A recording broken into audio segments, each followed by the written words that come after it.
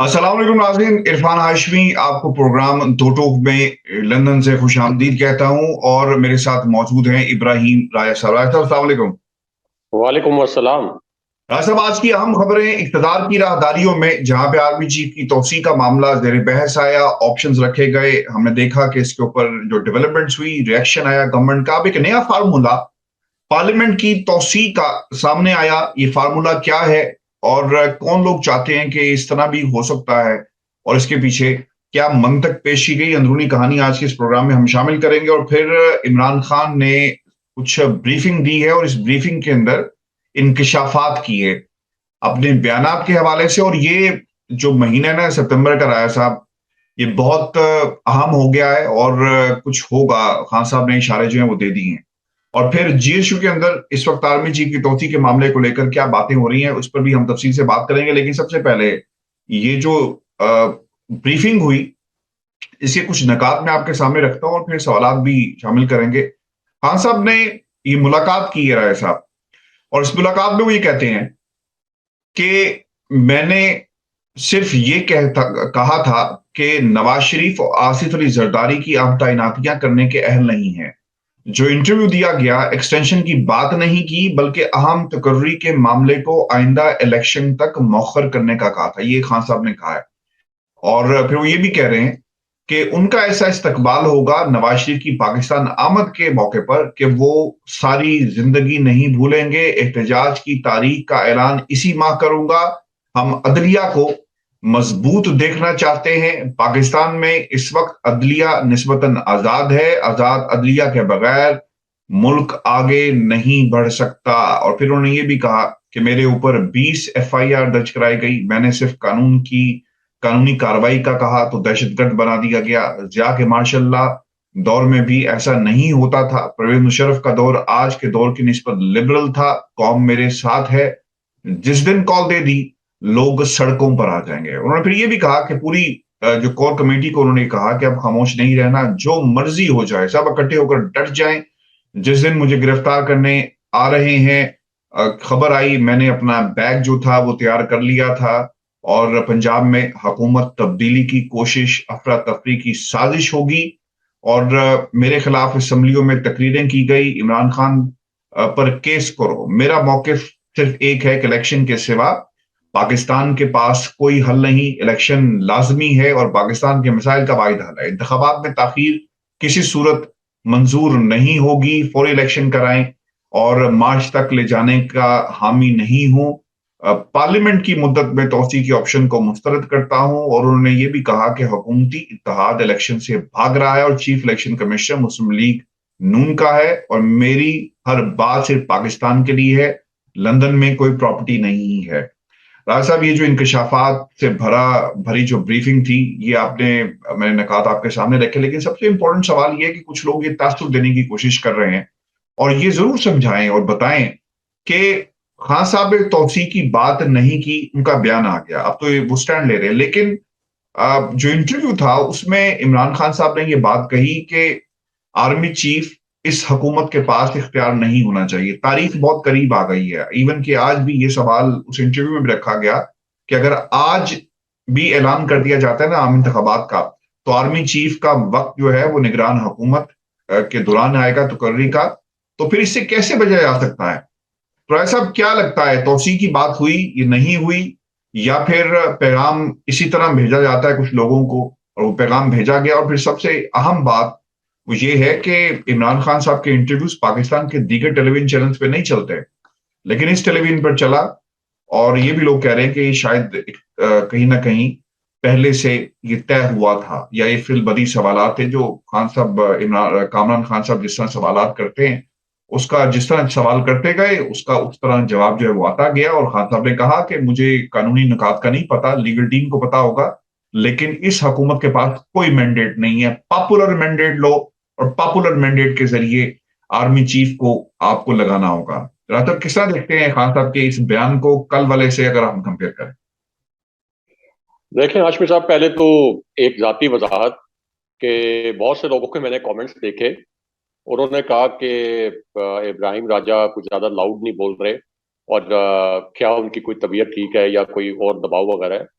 एक तो इसमें ये समझने वाली चीज है कि मैं एक होटल में इस वक्त स्टे कर रहा हूँ, तो इस होटल रूम में मैंने, जाहिर है कि ये मैंने पूरा खरीदा नहीं हुआ, मेरे साथ वाले रूम्स में भी बहुत से टूरिस्ट और बहुत से गेस्ट हैं, तो इस वजह से मैं बहुत ज्यादा लाउड बोल नहीं सकता। और चूंकि हम रिकॉर्डिंग भी रात रात के टाइम पे करते हैं, और अभी पूरा दिन मैं अपनी फैमिली के साथ बाहर था, अभी थका आ रहा वापस आया हूँ, तो इस वजह से मैं बहुत ज्यादा लाउड नहीं बोल सकता। 29 सितंबर का इंतजार करें, 29 सितंबर से आपको बहुत लोग बोल रही है। वही दो टोक मिलेगा, जो कि जिसके आप पहले आदी हैं, वही दो टोक मिलेगा। दूसरा जो आपने बात की आशमी साहब, सबसे पहले तो इसमें जो पार्लियामेंट की एक्सटेंशन का फार्मूला सामने लाया गया है, ये फार्मूला वैसे नहीं सामने लाया गया। ये इस्लामाबाद में जो इक़्तिदार की राहदारियां हैं, ये फार्मूला सामने लाया गया है, जरा इमरान खान साहब की पल्स चेक करें, इसके साथ साथ जो अवाम है उनकी पल्स चेक करें। और ये इसलिए सामने लाया गया क्योंकि शहबाज शरीफ एंड कंपनी को पता चल गया है कि अगर हम इलेक्शन को डिले करके अगले साल अगस्त तक भी ले जाए, यानी जो एक 5 साल का पार्लिमानी कैलेंडर है वो भी पूरा हम कर लें, तो तब भी हमें इलेक्शन की जानिब तो जाना पड़ेगा। तो उसके बाद क्या होगा, यानी अगस्त में भी इमरान खान साहब क्लीन स्वीप कर जाएंगे, और 2/3 अक्सरियत नहीं, इस वक्त तमाम सर्वेस बता रहे हैं कि 3/4 अक्सरियत इमरान खान साहब हासिल करेंगे जिस वक्त भी इलेक्शन हो। और जितना ये इलेक्शन डिले होगा, उतनी इमरान खान साहब की पॉपुलैरिटी बढ़ती जाएगी। जितना ये इलेक्शन डिले होगा, मैं तो ये भी कहता हूँ कि हमारे जो इदारे हैं, रियासती इदारों के लिए भी एक बड़ी अनकंफर्टेबल सिचुएशन बन जाएगी, और लोग उनसे बराह रास्त सवाल करना शुरू कर देंगे, जैसे DGISPR को टैग करके लोग सवाल करते हैं। मैंने तो यहां तक भी देखा आशमी साहब कि लोगों के जो बिजली के बिल आए हैं, उस पे शहबाज शरीफ से तो कोई लोगों की तवक्को नहीं थी, तो जनाब बाबर इफ्तिखार को लोगों ने टैग किया और कहा कि सर आप बताएं कि किसका शुक्रिया अदा करना है, ये जो हमारे 1-1 लाख, 1.25 लाख रुपए के बिल आए। उन्होंने कहा था ना, राय साहब इंडिकेटर्स दिए थे कि जो आपकी इकोनॉमी भी बेहतर हो रही है इस हुकूमत के बदलने के बाद, इसलिए अटैक कर रहे जी हाँ। तो इस वजह से ये अब फजलुर रहमान के जरिए एक पल्स चेक करने की कोशिश की गई कि पार्लियामेंट को एक्सटेंड कर दिया जाए।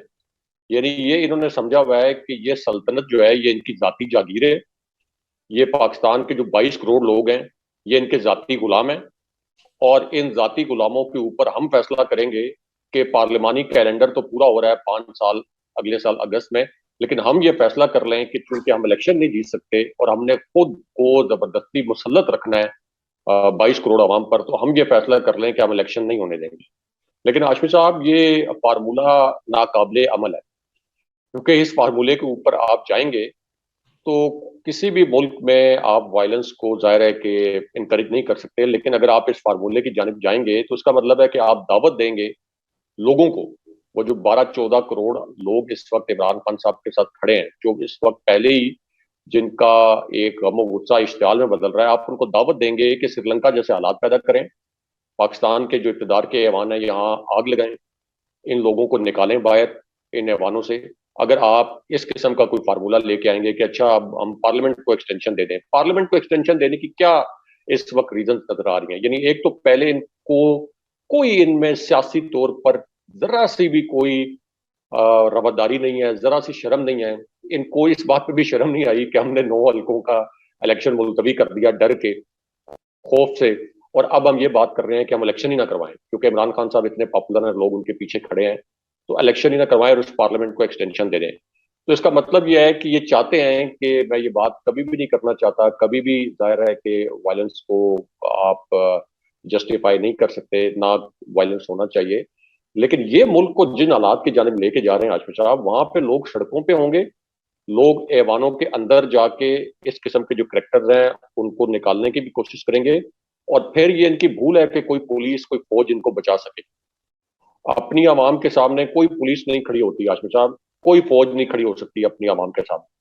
क्या हमारी फौज इस्तेमाल होगी इनके सियासी मकासद के लिए? इससे पहले देखें रेंजर्स जो इस्तेमाल हुए 25 मई का जो लॉन्ग मार्च था, जिसपे शेख रशीद ने कहा कि मेरे तो army chief general Qamar Javed Bajwa दोस्त हैं और मैं उनसे मिलूंगा तो शिकायत करूंगा कि इनके सियासी मकासद के लिए रेंजर्स को इस्तेमाल किया गया। तो कोई पुलिस, कोई फौज, कोई रियासती कुव्वत, कोई रियासती इदारा अपनी आवाम के सामने नहीं खड़ा हो सकता। इसकी मिसाल हमें मिडल ईस्ट में भी हमारे सामने है, इसकी मिसाल हमारे सामने है श्रीलंका में। तो उस तरफ हालात जाएं इससे पहले रियासती इदारों को इंटरवीन करना पड़ेगा। इस करप्ट टोले के लिए इस मुल्क की सलामती को दांव पर अगर लगाया गया तो तारीख जो है उन किरदारों को माफ नहीं करेगी। ये जो खान साहब इशारा करते हैं ये बिल्कुल ठीक करते हैं, क्योंकि आशमी साहब आप देखें कि इनके स्टेक्स नहीं है पाकिस्तान के अंदर। इनके क्या स्टेक्स हैं? इनके जो बच्चे हैं वो पाकिस्तान से लूटी हुई दौलत के ऊपर बैरून मुल्क पल रहे हैं। उनकी पढ़ाइयां आप देखें कि वो कोई लंदन में स्टडी कर रहा है, कोई न्यूयॉर्क में बैठा हुआ है। इनके स्विस केसेस देखें, इनके न्यूयॉर्क के गैर कानूनी फ्लैट्स देखें जिनकी ना ये मनी ट्रेल देते हैं, ना नैब में अपीयर होते हैं। और अदालतें भी जो कि 130वें नंबर से नीचे हमारी जुडिशरी है, वो भी इस बात का नोटिस नहीं लेते हैं कि आसिफ अली जरदारी का केस जो है वो फर्द जुर्म आयद होने वाली थी, वो फर्द जुर्म किधर गई? शहबाज शरीफ के ऊपर फर्द जुर्म आयद होने वाली थी, वो फर्द जुर्म किधर गई? तो शहबाज ये शरीफ को जो है ना वो कुर्बान हो गई, वो शहबाज शरीफ को प्यारी हो गई। हाशमी साहब, ये फेल्ड स्टेट है। ये मुकम्मल तौर पर एक नाकाम रियासत में हम रहे हैं। मतलब ये कहाँ होता है कि मुल्क के सबसे बड़े सूबे में एक जमात की हुकूमत है, उसके बाद यानी पंजाब में, उसके बाद केपी में भी हुकूमत है। तमाम जिमनी इलेक्शन एक जमात जो है वो क्लीन स्वीप कर जाती है। दूसरा जिमनी इलेक्शन आता है जो कि दूसरा जिमनी इलेक्शन खुद क्रिएट किया इस गवर्नमेंट ने, असल में तहरीक इंसाफ को नुकसान पहुंचाने के लिए, लेकिन इतना खौफ के उस जिमनी इलेक्शन कोई मुलतवी कर दिया। फिर आवाम का जो जोशो जज्बा है, सबको पता है कि इस वक्त तमाम इमरान खान साहब के साथ खड़े हैं, और ये भी एक हकीकत है कि खान साहब की हुकूमत एक साजिश के जरिए गिराई गई थी, आवाम में शऊर आ गया।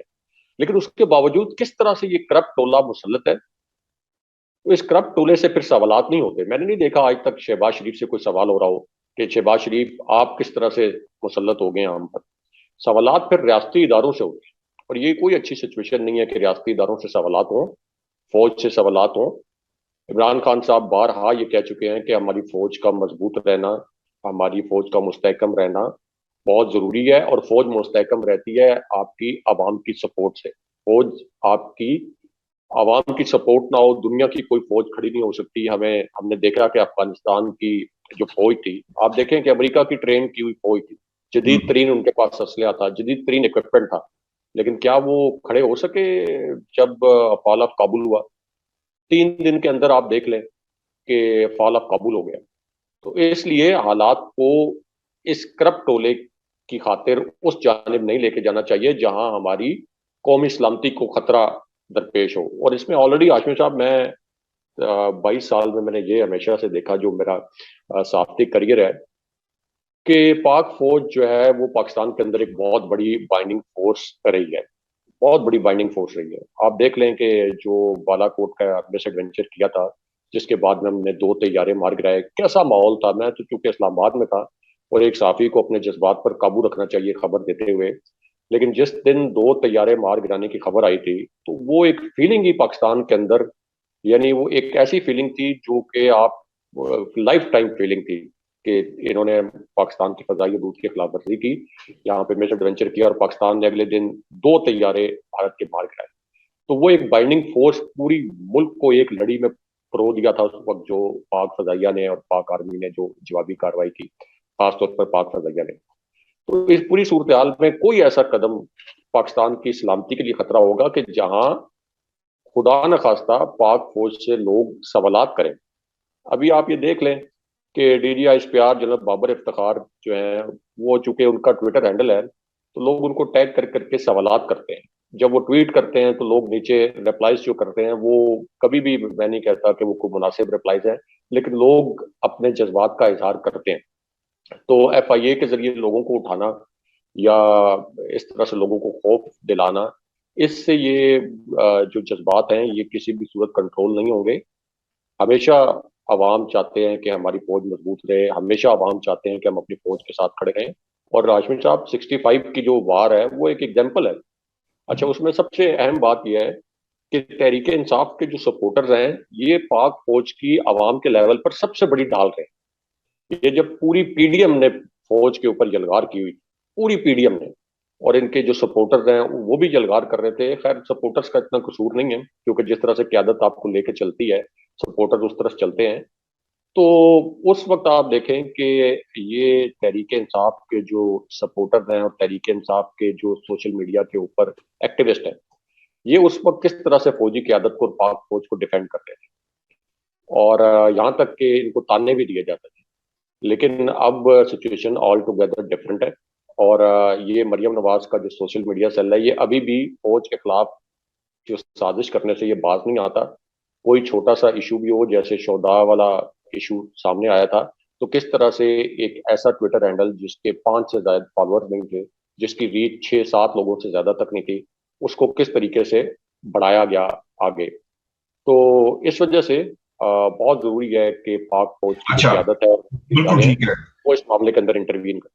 अच्छा, एक जो स्टेटमेंट की जो मुलाकात हुई ना, ये बड़ी अहम थी। आपने इससे पहले ना, लोग ये सवाल करते थे राज साहब कि लॉन्ग मार्च हुआ, आप इस्लामाबाद आए लेकिन चले गए, फिर खून रेजी हो सकती थी, रेंजर सामने आ गई, ये सारी बातें हुई हैं। और इनका प्लान ये था इस इम्पोर्टेड हुकूमत का कि फौज पाकिस्तान के इदारों को पाकिस्तान की आवाम से लड़ा दिया जाए, और फिर ऑब्वियसली जो नताइज थे इसके बड़े खौफनाक निकलने थे। लेकिन ये पहला मौका है। आपने देखा होगा कि पिछले 10-15 दिन में जो केसेस बने, खान साहब ने एक स्टेटमेंट दी और एक जुमला कहा कि मैंने अपना बैग तैयार कर लिया था, केसेस मुझ पे बनाए गए, उसमें किताबें रख ली ताकि जेल में जाकर मुताला कर सकूं। यानी उन्होंने जेल बना लिया कि भाई गिरफ्तार करना कर लो। पैगाम कोर कमेटी को भी दे दिया कि भाई डट जाओ, बयानात की हद तक अब बात नहीं होगी, अब हमें मैदान में उतर कर ये जंग जो आजादी की है वो लड़नी पड़ेगी। ये बातें कही गई हैं। राय साहब, कितने डिटर्मिन्ड नजर आते हैं खान साहब, और किस हद तक जाएंगे? एक तो ये मुझे बताएं, हमारे सुनने वालों को भी। और दूसरा जो सवाल है ना, वो ये है कि खान साहब ने कह दिया है कि सितंबर सितमगर, सितंबर में कॉल दी जाएगी। अब तैयार रहने के लिए कह दिया। इससे पहले डेट्स और लॉन्ग मार्च की बात खान साहब ने नहीं की थी, अब ये फुल स्टॉप लगा दिया जलसों के ऊपर। और अब लॉन्ग मार्च की तारीख और इसी महीने इमरान खान ने इशारे दे दी हैं। घबरा गई है हुकूमत, घबरा गए हैं कुछ लोग, और घबरा गए हैं वो इत्तेहादी जो इस हुकूमत के साथ खड़े हुए हैं। देखें, ये इम्पोर्टेड हुकूमत तो फौज के कंधे पर रखकर बंदूक चलाएगी, जिस तरह इन्होंने 25 मई को किया था।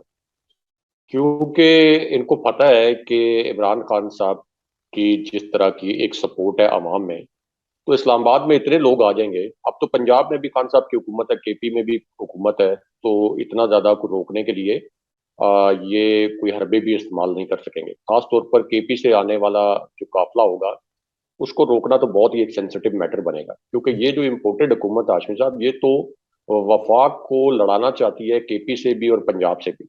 इनको तो कोई परवाह नहीं है, इनको ये है कि हमने हर सूरत में अपने इक़्तिदार को तूल देना है। यानी इनके कोई स्टेक नहीं है कि मुल्क को नुकसान हो रहा है, मुल्क की इकॉनमी तबाह हो रही है। इनका वाहिद मकसद ये है कि हमने अपने इक़्तिदार को तूल कैसे देना है। तो अब असल में इमरान खान साहब इदारों को मैसेज दे रहे हैं, क्योंकि जाहिर है कि यही इदारे हैं, यही पाक फौज है जो कि ये मौकफ इससे पहले इस पाक फौज का था कि अगर हम इंटरवीन ना करें सियासत के अंदर, अगर हम सियासत के अंदर मुदाखलत ना करें, हम सियासत के अंदर असर रसूख ना रखें, तो ये नून लीग और ये जरदारी खानदान ये तो मुल्क को बेच के खा जाता। तो अब इस सूरत हाल में जब इतनी बड़ी तादाद में लोग इस्लामाबाद आएंगे, तो उनको कैसे रोका जाएगा? आगे आपके पास क्या ऑप्शन है? यानी अगर ये लोग सारे इस्लामाबाद आएंगे, फिर रेड जोन में जाहिर है कि पार्लियामेंट है, सुप्रीम कोर्ट है, आपका ऐवान सदर है, प्राइम मिनिस्टर ऑफिस है, प्राइम मिनिस्टर हाउस है, गैर मुल्की सफारत खाने हैं। तो वहां पर इतने लाख लोग जो इकट्ठे हो जाएंगे, तो उसके पास आपके पास क्या ऑप्शन रह जाएगा? क्या आप आर्टिकल 245 को इस्तेमाल करके पाक फौज को तलब करेंगे? क्योंकि आर्टिकल 245 के तहत पाक फौज सिर्फ इस सूरत हाल में तो आ सकती है कि वो रेड जोन में जो इमारतें हसास इमारतें हैं उनकी हिफाजत करे, लेकिन पाक फौज कभी भी अपने अवाम के सामने नहीं आएगी। पाक फौज के जो अफसरान हैं, पाक फौज के जो जवान हैं, जो फौजी क्यादत है, वो कभी भी नहीं चाहेंगे कि इस किस्म की सिचुएशन पैदा हो कि अपने अवाम के सामने वो खड़े हों। तो इसका मतलब ये है कि इमरान खान साहब ये कह रहे हैं फौजी क्यादत को, रियासती इदारों को, कि हालात को उस नहज पर ना जाने दें कि जहां मैं इस्लामाबाद में 10-12 लाख लोग लेके आ जाऊंगा और यहाँ पे एक ऐसी सिचुएशन पैदा हो जाएगी रेड जोन में जो किसी के काबू में नहीं रहेगी। और जाहिर है कि हाशमी साहब कि किस किस्म के मनाजिर जो हैं इंटरनेशनल लेवल पर पाकिस्तान से जाएंगे। सारा जो आपकी इस्लामाबाद में इंटरनेशनल कम्युनिटी है वो इस्लामाबाद में बैठी है। अमरीकी सफारत खाना, बरतानवी high commission, Australian high commission, यानी पूरा आपकी इंटरनेशनल कम्युनिटी जो है वो इस्लामाबाद में बैठी है। जिस तरह से इससे पहले तहरीक लब्बैक का एहतजाज होता रहा है इस्लामाबाद, अब आप देख लें कि यहाँ से जो केबल्स जाते रहे, इस्लामाबाद का इमेज, पाकिस्तान का इमेज कितनी बुरी तरीके से मुतासिर हुआ, क्योंकि यहाँ से सारे जो इंटरनेशनल कम्युनिटी है ये अपने अपने दारुल हुकूमतों में केबल्स भेजते हैं, मरासले भेजते हैं, सफारती मरासले। तो इस सिचुएशन की जानिब कौन धकेलता है? आप 14 करोड़ आवाम की विल को इस तरह से क्रश नहीं कर सकते। आपके पास कोई ऑप्शन नहीं है इस वक्त कि आप इस गैर कानूनी हुकूमत को तूल दें और इस गैर कानूनी हुकूमत को अपने कंधे पर रखकर बंदूक चलाने दें। आप आवाम की राय का एहतराम करें और ये देखें कि आवाम इस वक्त क्या चाहते हैं, क्योंकि हाशमी साहब ये जंगल का कानून है कि 155 नशिस्तों वाला जो है वो सड़कों पे है, और जो 85 नशिस्तों वाला शहबाज शरीफ है वो उस वक्त प्राइम मिनिस्टर है और फिर डिलीवर भी नहीं कर पा रहे। 4 महीने में इकॉनमी को तबाह कर दिया, लोगों पर महंगाई का कहर नाजिल कर दिया।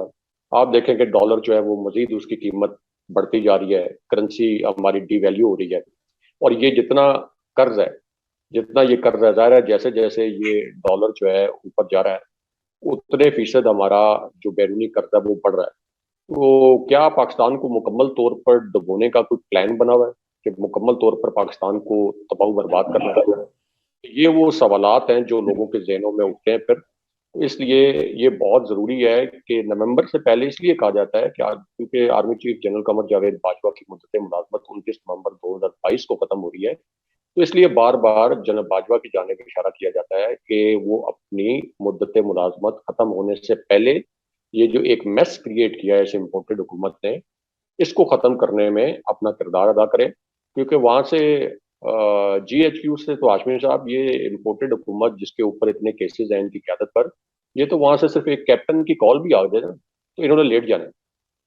GHQ से सिर्फ एक कैप्टन की भी कॉल आ जाए तो इन्होंने मुकम्मल तौर पर लेट जाना है, क्योंकि ये सिर्फ बूट पॉलिश कर सकते हैं और तो कुछ नहीं कर सकते। तो इस वजह से ये बहुत जरूरी है इस वक्त के अगले इलेक्शन की जानिब जाया जाए। जितना आप लेट करेंगे अगले इलेक्शन को, खास तौर पर ये जो लीथल फार्मूला सामने लाया गया है नाम निहाद कि पार्लियामेंट को एक्सटेंड कर दिया जाए, यानी ये इनकी कुछ जाती जागीर है, इनके बच्चों की जाती जागीर है। आज में सब बड़ा ही दिल उड़ता है इनके इस किस्म के स्टेटमेंट सुन के। अब तो ये हालत है कि जो आम पब्लिक है उनके लिए ये नफरत की अलामतें बन गए हैं।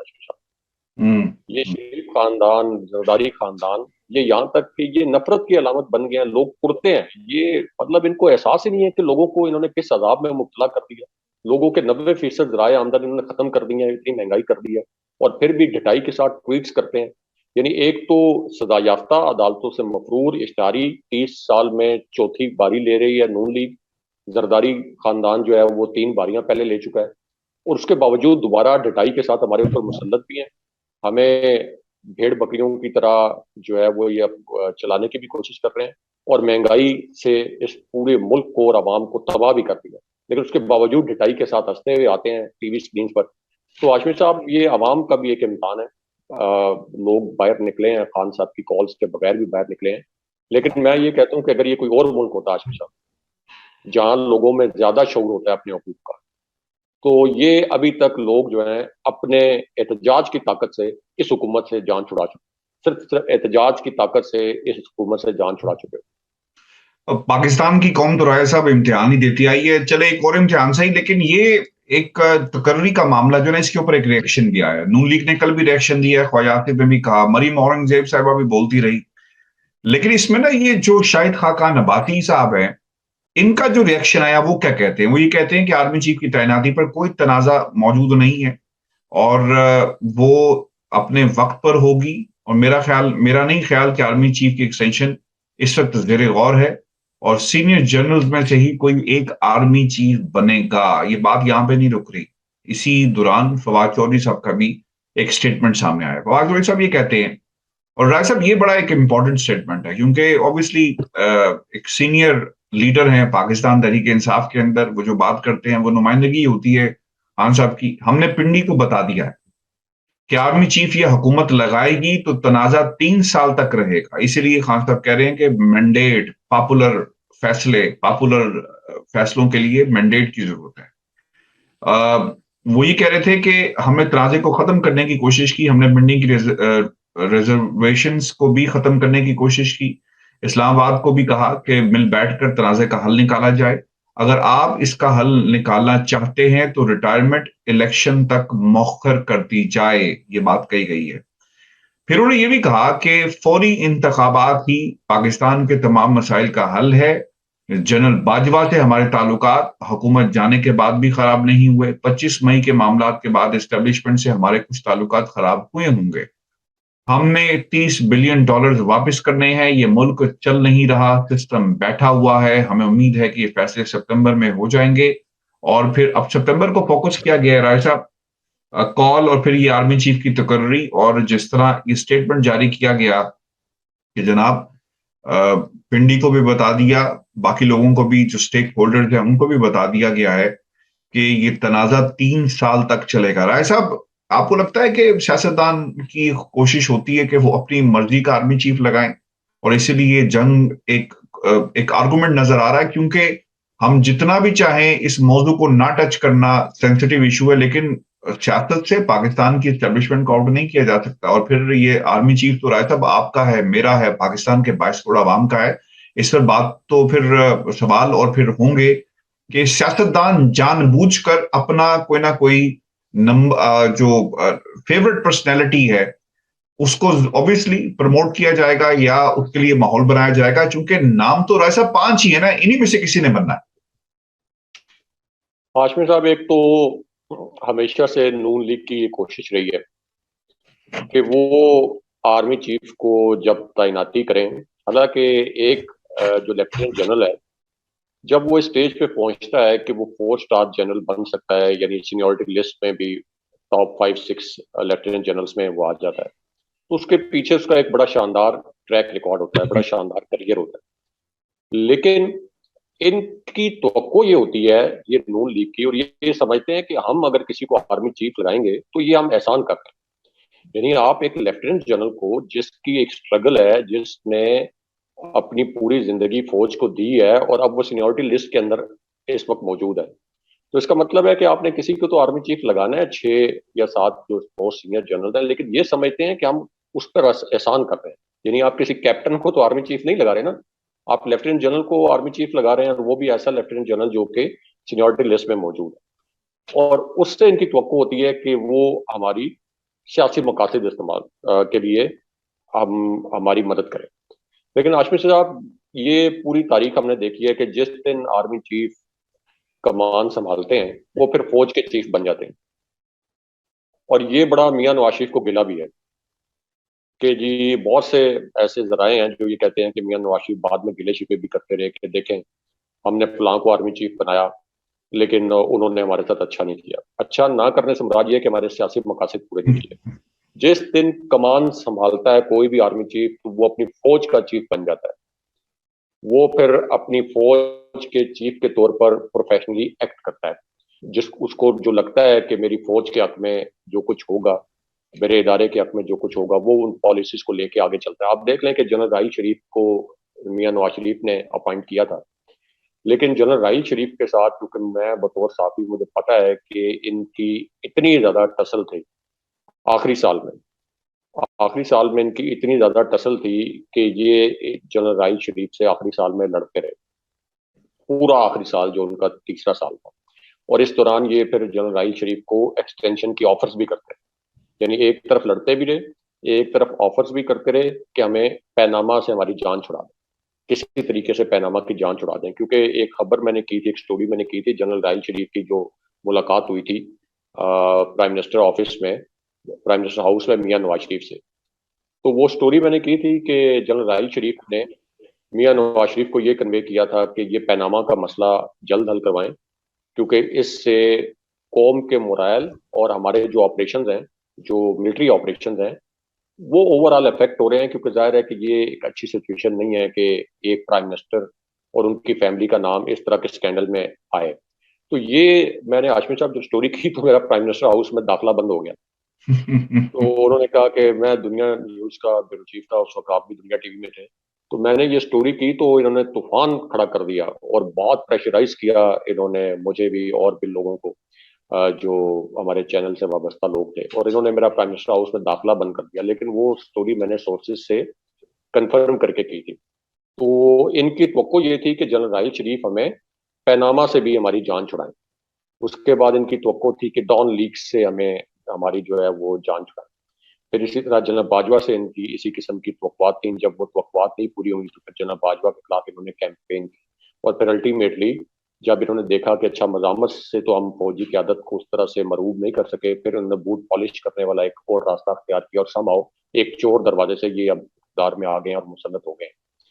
तो इसलिए ये बात इमरान खान साहब की बड़ी वैलिड है कि किसी भी तौर पर आर्मी चीफ की तैनाती के ऊपर किसी भी किस्म का जो तनाज़ा है ये मुल्क और कौम के मफाद में नहीं है, ना ही ये फौज के मफाद में। एक फ्रेश मैंडेट हो, उसके बाद अगर इनको मैंडेट मिले, ये सिंपल मेजोरिटी से भी 14 जमातें मिलकर सिंपल मेजोरिटी के साथ भी अगर ये दोबारा हुकूमत में आ जाए, यानी एक नशिस्त भी अगर इनकी तहरीक इंसाफ से ज्यादा हो पार्लियामेंट के अंदर, तो ये फिर करें, इनका मैंडेट होगा, आर्मी चीफ की तकर्री करें। लेकिन ये नहीं हो सकता कि आप एक साजिश के जरिए एक हुकूमत को गिराएं, उसके बाद ये साबित हो जाए कि आपके पास ना पार्लियामान के अंदर अददी अक्सरियत है, ना अवाम की ताकत आपके साथ है, और आप कहें कि हम आर्मी चीफ की तकर्री करेंगे। और जाहिर है कि उसका एक सियासी पहलू भी होता है, और इसका कतन मकसद ये नहीं होता कि कोई एक लेफ्टिनेंट जनरल जो है वो दूसरे लेफ्टिनेंट जनरल से अच्छा है।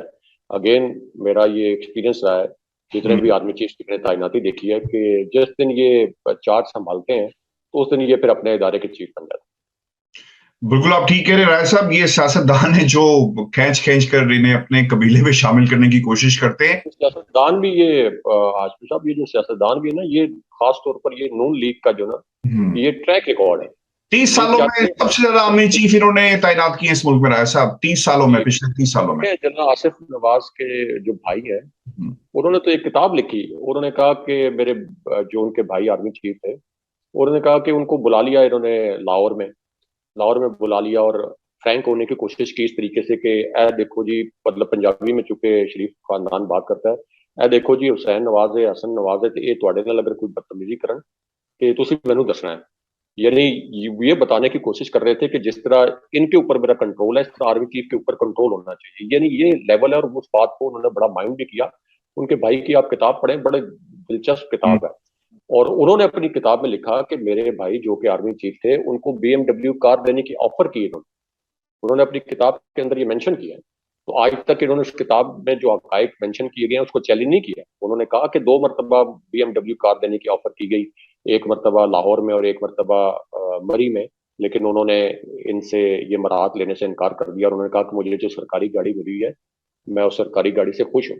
तो ये कॉन्टेक्स्ट है जब खान साहब बार बार कहते हैं ना कि ये अपना आर्मी चीफ लगाते हैं, यानी ये कितनी अजीबोगरीब बात है कि ये एक मैसेज कन्वे कर रहे थे कि ए हुसैन नवाज बैठा जी, हसन नवाज बैठा, पंजाबी में कोट अनकोट उन्होंने अपनी किताब में लिखा है। और वो उन्होंने लिखा है कि जनरल आसिफ ने उसको बड़ा माइंड भी किया कि जी ए जे अगर तुहाडे नाल कोई उच्ची नीवी गल करन ते तुसीं मैनूं दसना है। यानी वो बताने की कोशिश कर रहे थे कि मैं एक इधर आई एम द बॉस। हाँ, I am the boss. Boss तो ठीक है कि प्राइम मिनिस्टर ही बॉस होता है, लेकिन अपने बच्चों से इस तरह का इंट्रोडक्शन कराना कि बच्चों का क्या ताल्लुक है कि वो उनके साथ ऊंची नीची बात करें किसी आर्मी चीफ के बच्चों, वो बच्चे जो बैठे हैं अब लंदन में कहते हैं हम पाकिस्तानी शहरी नहीं है, तो हम पे पाकिस्तान का कानून लागू नहीं होता कि हम उससे करप्शन के मुतालिक सवालात ना करें। राय साहब अच्छा किया है उन्होंने गाड़ी नहीं ली BMW। बर्तानिया में अगर आपने BMW इससे भी अच्छी गाड़ियां लेनी हो ना, BMW की मैं प्राइस बता रहा हूँ, 200 से 250 पर मंथ इंस्टॉलमेंट के ऊपर गाड़ी मिल जाती है। अच्छा हुआ नहीं ली, नहीं तो तारीख में आज अगर हम डिस्कस कर रहे थे तो हमने फिर बताना था कि ये BMW की वैल्यू जो क्या है। उन्होंने अपने जो डिसिप्लिन है और फिर ऑब्वियसली जो आपके मफादात होते हैं उनके ऊपर समझौता नहीं किया, मुल्क के जो मफादात थे। गुरु जी आज का हमारा शो था, अपने कमेंट्स जरूर भेजिएगा, चैनल को सब्सक्राइब करना मत भूलें। मुझे और इब्राहिम राजा को इजाजत दीजिए, अल्लाह ने के बाद।